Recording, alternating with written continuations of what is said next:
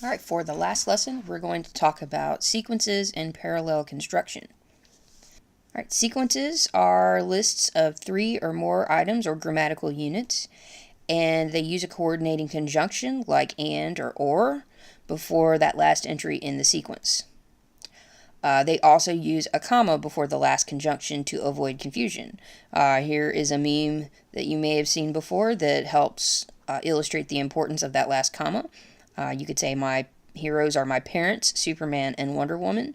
If you do not include the extra comma after Superman, it makes it seem like their parents are Superman and Wonder Woman, as opposed to Superman and Wonder Woman being part of this sequence of heroes, not your parents. Here are some examples of using sequences and how to punctuate them. This is a pretty straightforward common one. If you want to offer an especially good brunch, you won't want to forget the waffles, eggs, bacon, or coffee. And I have that last comma there after bacon before the or. But then, what happens if you have some of the items in the list with commas inside them?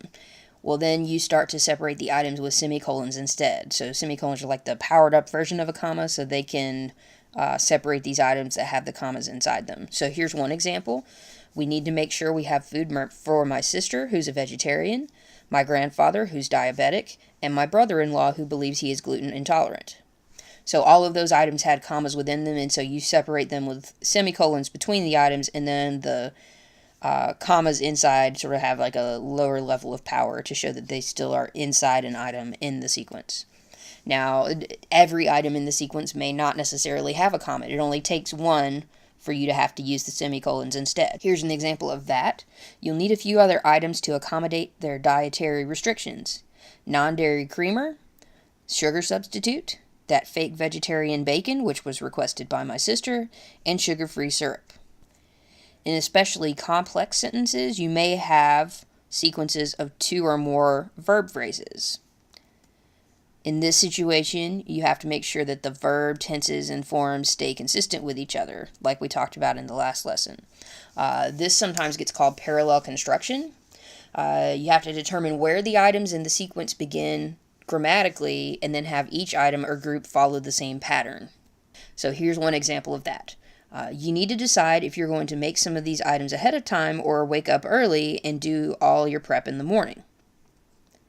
So here, I've got the introduction to the sentence. I'm making it green here.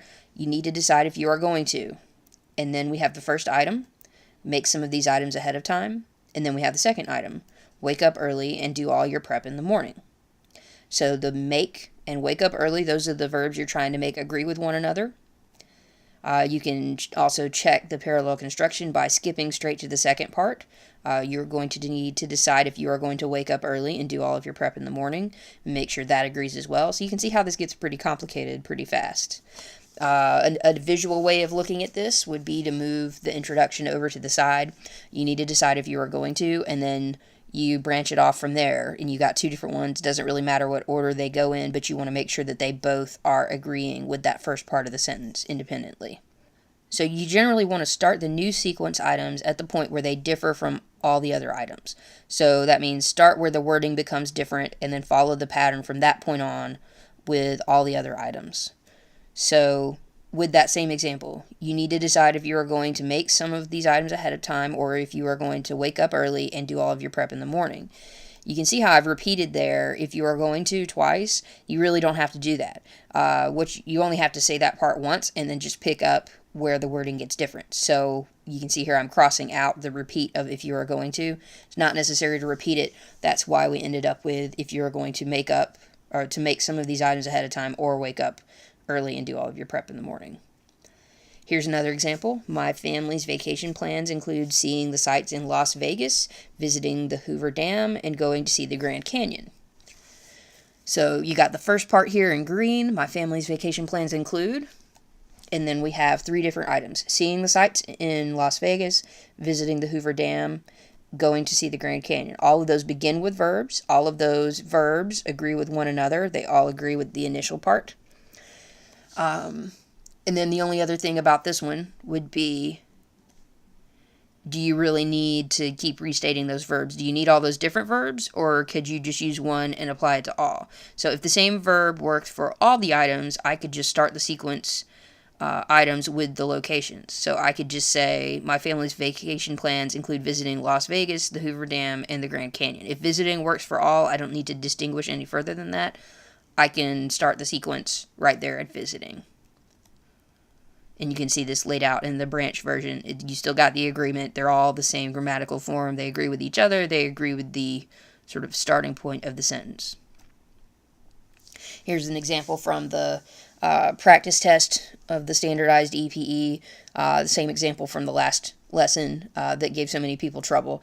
Their most valuable piece of equipment proved to be the block and tackle they used to pull the car from the mud holes and cranking it up steep ascents. So you can put this through that same test. You have the first part of the sentence in green here, the part where it's independent and different, and where the two different options begin. Their most valuable piece of equipment proved to be the block and tackle they used too, and this is where it starts to get different.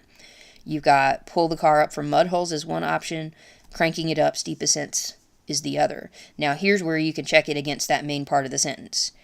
You can see the first one there, they used to pull the car from mud holes, that agrees. But you can also see how the pink one, cranking it up steep ascents, does not agree. The block and tackle they used to cranking it up steep ascents does not agree. And so that's where you can tell that that should become crank. So that's where this big, probably, it seems, excessive process can pay off. You can check if there's an error. So now you can put this process to practice in the last set of practice questions.